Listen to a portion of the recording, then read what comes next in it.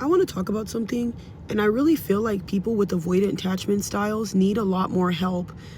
I watch videos and I always see like the anxious attachment style, avoidant attachment style. So anxious is when you need to talk to the partner right away. You want to talk things through, and avoidant, it just feels smothered. They don't want to be with you.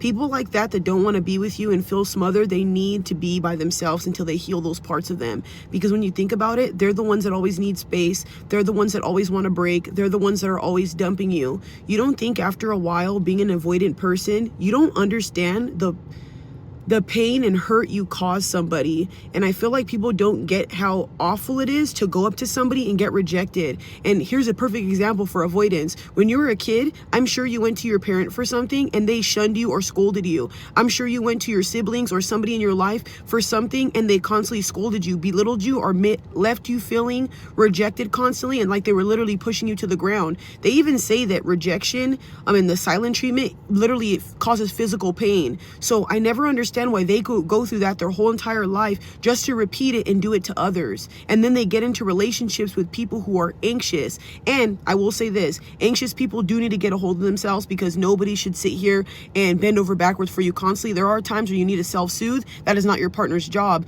But there are times where I don't understand why avoidant people do the things that they do, especially if you want love and you got into this relationship knowing exactly what it was going to be.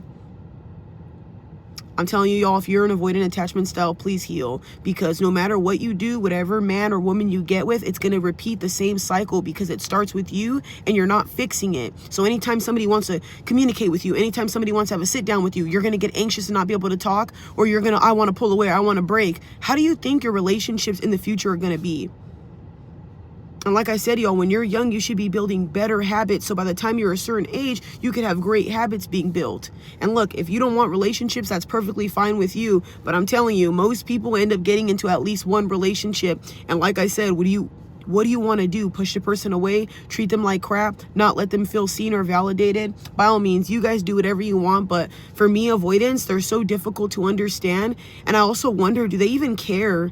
Like the way that they act sometimes, their cold approach, the disrespect, the breaking up, the leaving you, putting you on the back burner all the time. And then they always wonder why you're distrusting, why you're always anxious. It's really sad. Like, I never understand why somebody would want their partner to feel that way. And especially if you're a man, I would want my woman to feel loved, impacted by me in a healthy manner, and to look at me like I can save her through anything. I wouldn't want to be with a girl who feels anxious and scared or doesn't feel like I'm that person to help her. Oof. But yeah, that's just my point.